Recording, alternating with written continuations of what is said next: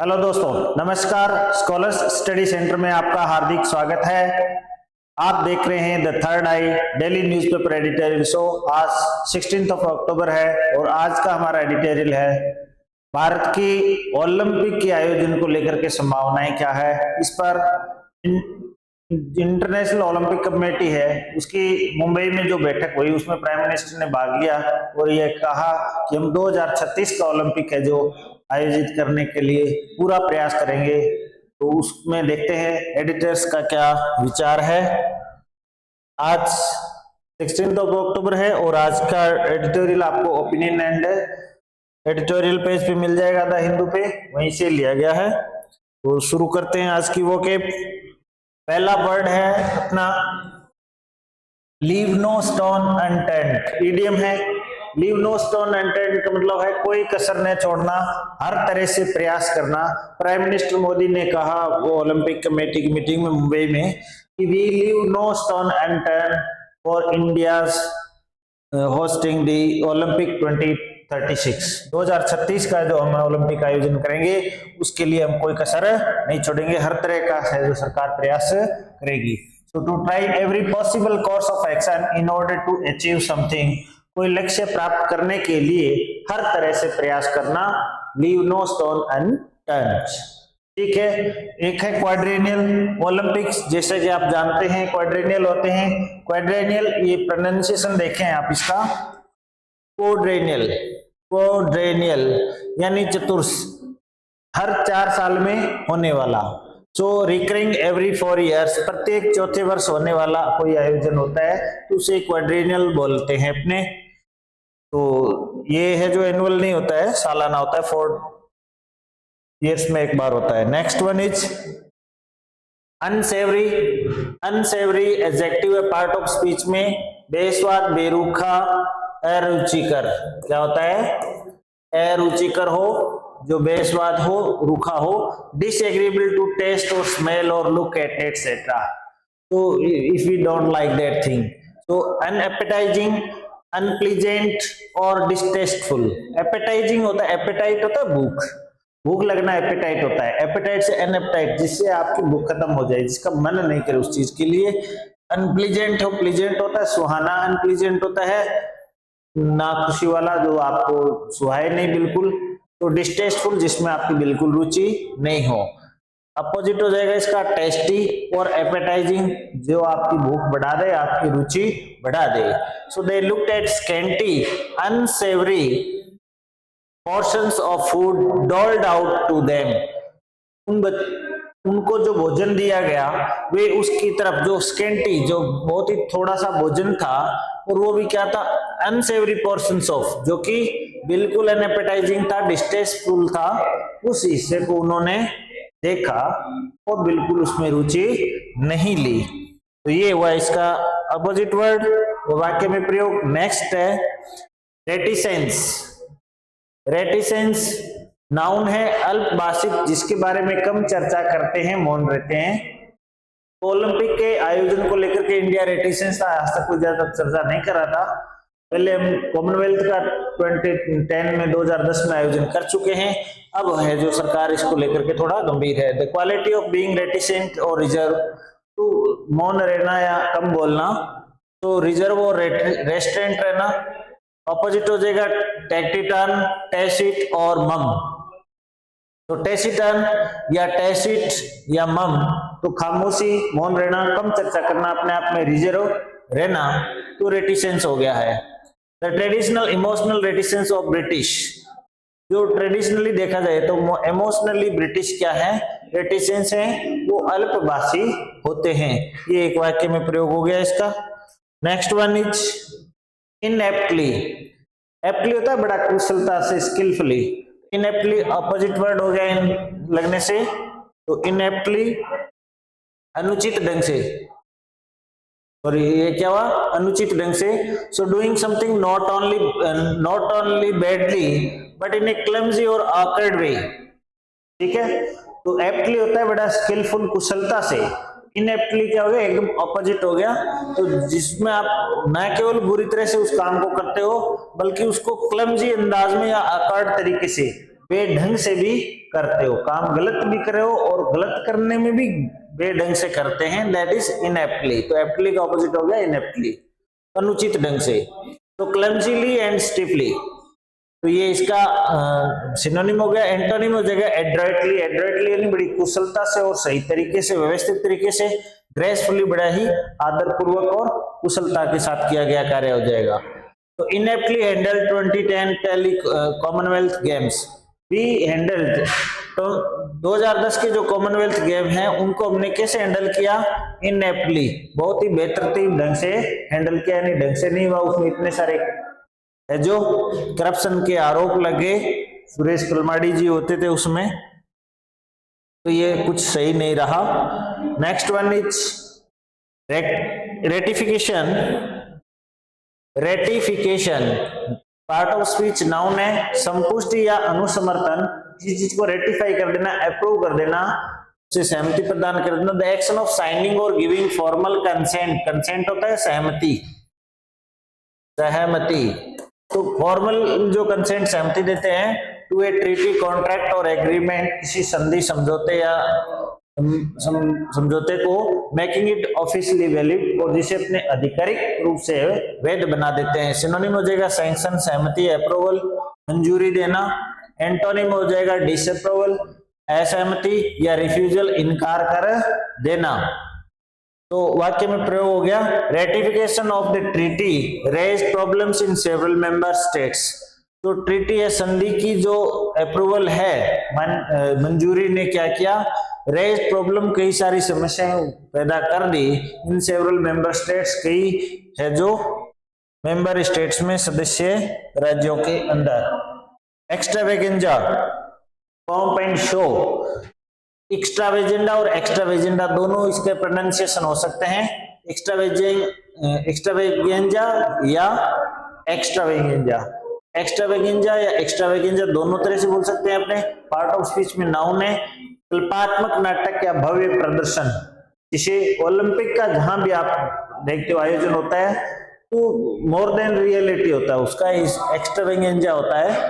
तो an elaborate and spectacular entertainment और production, तो कोई भी एलिब्रेट, बढ़ा चढ़ा करके और दर्शनीय जो मनोरंजन या कोई ऐसा आयोजन हो, तो स्पेक्टेकुलर, भव्य, डिस्प्ले, दिखाना, प्रदर्शन करना, स्पेक्टेकल, शानदार दृश्य उत्पन्न करना। ऑपोजिट हो जाएगा हाइडिंग, छुपाना, रियलिटी, वास्तविक होना, ट्रुथ, सच्चाई से होना।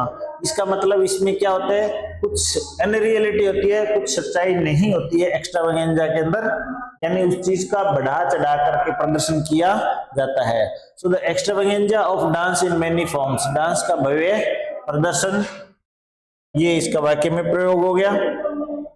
नेक्स्ट आज का एडिटोरियल देखते हैं, एडिटर्स का क्या विचार है। आपको पता ही है, द हिंदू से लिया हुआ है, explain by me.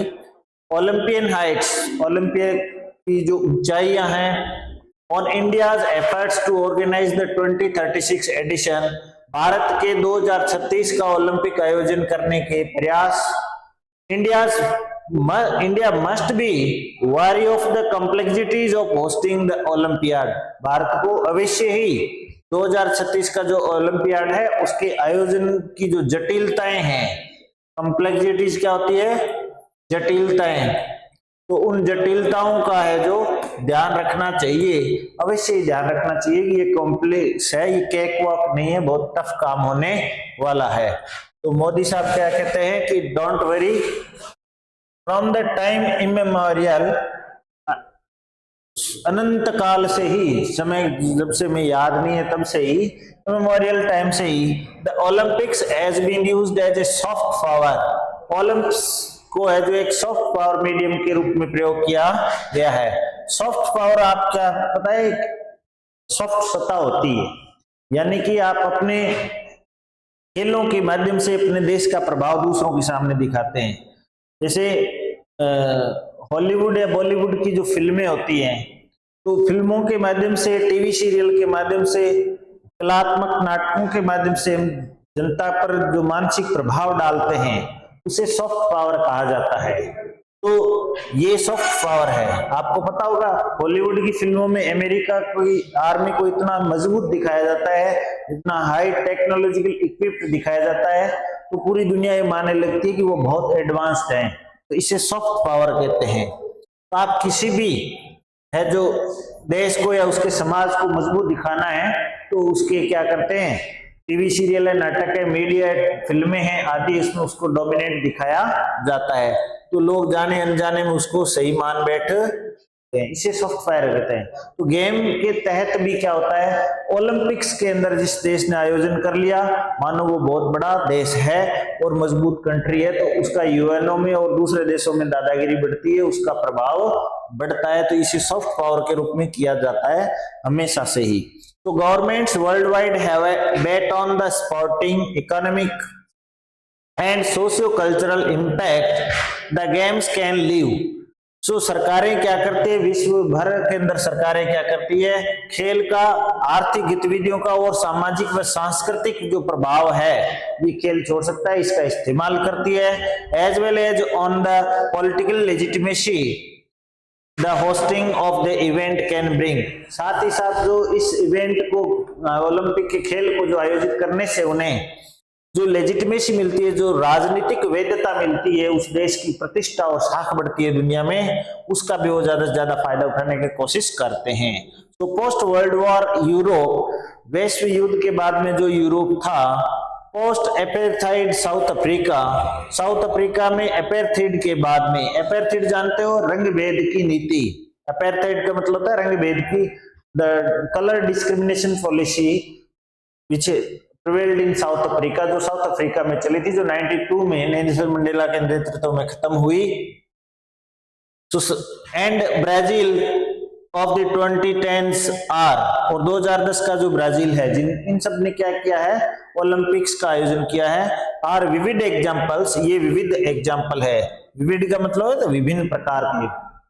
So the Prime Minister Narendra Modi's announcement at the International Olympic Committee IOC session in Mumbai, अब IOC की जो मुंबई सत्र में जो मीटिंग हुई, उसमें प्रधानमंत्री मोदी की ये घोषणा की, दैट का मतलब होता है कि, ये कनेक्टिव है, that India would leave no stone unturned, yes, कि भारत कोई कसर नहीं छोड़ेगा, ये इडियोमेटिक यूज है, India would leave no stone unturned in its efforts to organise the 2036 edition of the quadrennial extravaganza is to be seen in this light, कि 2036 का जो ओलंपिक है, कैसा ओलंपिक है, क्वाड्रेनियल एक्सट्रावेगेंजा, जो 4 साल में होने वाला जो भव्य प्रदर्शन है ओलंपिक का, उसके लिए उसे भी इसी परिप्रेक्ष्य में देखा जाना चाहिए, to be seen in this light, इसी परिप्रेक्ष्य में देखा जाना चाहिए उनके स्टेटमेंट को, कि भारत चाहता है कि वो इसके लिए कोई प्रयास करने की कसर छोड़ेगा नहीं, हर हाल में 2036 की मेजबानी लेकर के रहेंगे। So next, that India has also expressed an interest in the Youth Olympics. Yes, as precursor is clear signal. एक तो इसके प्रीकर्सर के रूप में, पूर्व अभ्यास के रूप में भारत ने है जो यूथ ओलंपिक में भी इंटरेस्ट दिखाया है, तो भारत ने इसके लिए क्या किया है, अपनी इच्छा जाहिर की है कि हम यूथ ओलंपिक से पहले यूथ ओलंपिक करवाएंगे ताकि हमारा ट्रायल हो जाए। इज ए क्लियर सिग्नल, स्पष्ट संकेत है कि इट वांट्स, ये इट किसके लिए है, इंडिया के लिए, that it wants to shed the reticence that came with the unsavory happening at the scam-ridden and ineptly handled 2010 Delhi Commonwealth Games। तो हमारे थोड़ा सा क्या है कि 2010 के जो ओलंपिक हुए थे उससे हमारी प्रतिष्ठा को थोड़ा आघात लगा था, क्योंकि उसको ढंग से हैंडल नहीं किया, इनएप्टली हैंडल्ड है, जो गलत ढंग से हमने हैंडल किया था कॉमनवेल्थ गेम को, क्यों भ्रष्टाचार के बहुत आरोप लगे थे, तो ये स्कैम रिडन था, उसमें बहुत सारे घोटाले भी हो गए थे, इस तरह की अनसेवरी हैपनिंग्स हो गई थी, रुचिकर घटनाएं भी हो गई थी। तो हम उस चीज को है जो शेड करना चाहते हैं, हम उस रेटिसेंस को कम करना चाहते हैं। तो दो the ratification of the host city for 2036 will take time। यद्यपि 2036 की जो मेजबान शहर होगा, होस्ट सिटी होगा, उसकी जो अप्रूवल है, वो रेटिफिकेशन है, सहमति है, वो टाइम लेगी। रेटिफिकेशन में भी समय लगेगा, क्योंकि Brisbane was selected for 2032 edition only in July 2021, क्योंकि ब्रिस्बेन जो 2032 के ओलंपिक की जो मेजबानी करने वाला है, उसको जुलाई 2021 में ही क्या मिली है, परमिशन मिली है, उसका चयन हुआ है, यानी लगभग 10 साल पहले। तो हो सकता है 2026 तक जाके भारत की संभावना बनेगी। And there will be other claimants, और दूसरे दावेदार भी हैं। The move lays bare India's global ambitions, ये जो भारत ने जो चाल की है, पहल की है, ये भारत की जो ग्लोबल जो वैश्विक इच्छाएं हैं उसको जाहिर करती है। B it through the desire for a permanent membership at the United Nations, चाहे ये यूनाइटेड नेशंस के अंदर एक स्थायी सदस्यता की मामला हो सिक्योरिटी काउंसिल में, और the euphoria surrounding the G20 presidency, चाहे वो G20 की बैठक का अध्यक्षता का यूफेरिया हो। And India has consistently shot A seat at the high table, तो इंडिया ने हमेशा ही कंसिस्टेंटली सतत लगातार अपने जो हाई टेबल यानी मुख्य सीट, मुख्य दावेदारी प्रस्तुत की है। तो इस प्रकार से भारत की महत्वाकांक्षाएं जाहिर होती है।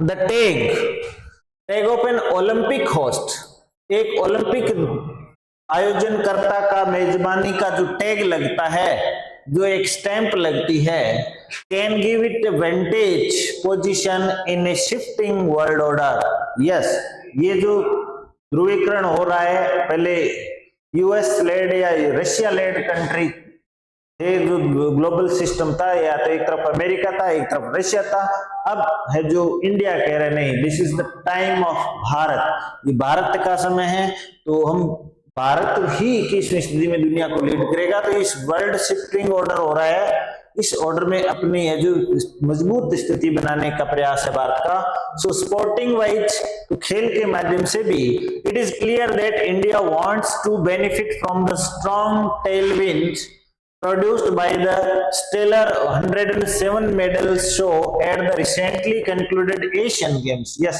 हाल ही में एशियन गेम्स समाप्त हुए हैं, जहां भारत ने 107 मेडल की जो स्टेलर बनाया है, बहुत मजबूत परफॉर्मेंस दी है, उसको बनाने का और ज्यादा लाभ उठाने का फायदा है, ये बात एकदम स्पष्ट है।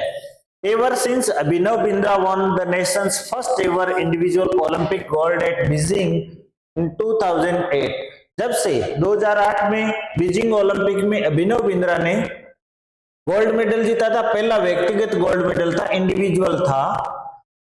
There has been a steady uptick in performances at multidisciplinary competitions। Yes, एक स्टेडी अपस्टिक है, स्थायी तौर पर एक परफॉर्मेंस हमारी अच्छी होती जा रही है, खासतौर से मल्टी डिसिप्लिनरी कॉम्पिटिशंस में, बहुसंकाय मल्टीडिसिप्लिनरी अलग अलग खेलों के अंदर, चाहे वो बैडमिंटन हो, चाहे वो रेसलिंग हो, या निशानेबाजी हो, आर्चरी हो, अलग अलग के अंदर है जो इंडिया गोल्ड मेडल ला रहा है। बॉक्सिंग भी, there is even a firm belief that India will win double digit medals at Paris 2024, और ये भी संभावना है कि 2024 के पेरिस ओलंपिक के अंदर भारत क्या है, डबल डिजिट करेगा, यानी कि 107 की बजाय हो सकता है 207 ले जाए। अब आपको एक बात यहाँ ये भी बता दूं मैं, 2024 के ओलंपिक पेरिस में होंगे, और 2032 के ओलंपिक है जो ब्रिस्बेन में होंगे, और 2036 के लिए इंडिया जो दावेदारी कर रहा है, तो ये अभी परमिशन मिलनी बाकी है। ब्रिस्बेन को परमिशन मिल चुकी है, और पेरिस के 2024 में होगी। आप देख लो कितनी एडवांस प्लानिंग होती है, अंदाजा आप लगा सकते हो।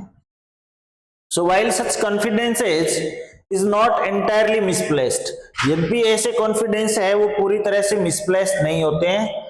Conducting a mega event such as the Olympics presents a homogeneous challenge, yes, इस तरह का विशाल आयोजन करना जो किसी महाकुंभ से कम नहीं है, ये बहुत बड़ा चैलेंज होता है और ये बहुत कॉस्टली भी होता है। इसकी लागत इतनी होती है कि कई देश तो हाथ जोड़ते थे कि भाई हमसे नहीं होने वाला। तो इसके लिए आपको आर्थिक रूप से भी मजबूत होना जरूरी है। तो इंडिया सुपर पावर बन रहा है पैसे के मामले में भी। अगर $5 ट्रिलियन इकोनॉमी बन जाता है तो इसका आयोजन करना भी जल्दी आसान हो जाएगा, क्योंकि कॉस्ट आर ऑफन प्रोहिबिटिव, लागतें बड़ी मनाही वाली होती है, निषेधकारी होती है, लागत बड़ी, as seen from the fierce public outcry during both Rio 2016 and Tokyo 2020। जैसे कि रियो 2016 में या टोक्यो 2020 में देखा गया था, इतनी ज्यादा कॉस्ट आई थी कि देश की पब्लिक नाराज हो गई कि इतना बेवकूफी भरा खर्चा क्यों कर रहे हो। In the case of Tokyo the financial burden was said to have balloons, like a balloon, balloon कितना बड़ा होता है ऐसे।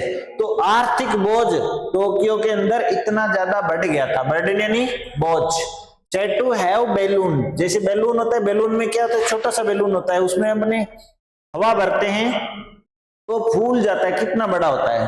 तो इसी प्रकार से साइज ऑफ डेट, ऋण भार बढ़ जाना, आर्थिक लागत कॉस्ट ज्यादा बढ़ना, तो बैलून, बैलून को यहाँ एज ए वर्ब यूज किया हुआ है, आप देख सकते हैं किस तरह से यूज कर सकते हैं। The burden was said to have been balloon, बहुत बढ़ गया था, बोझ बढ़ गया था। $1.5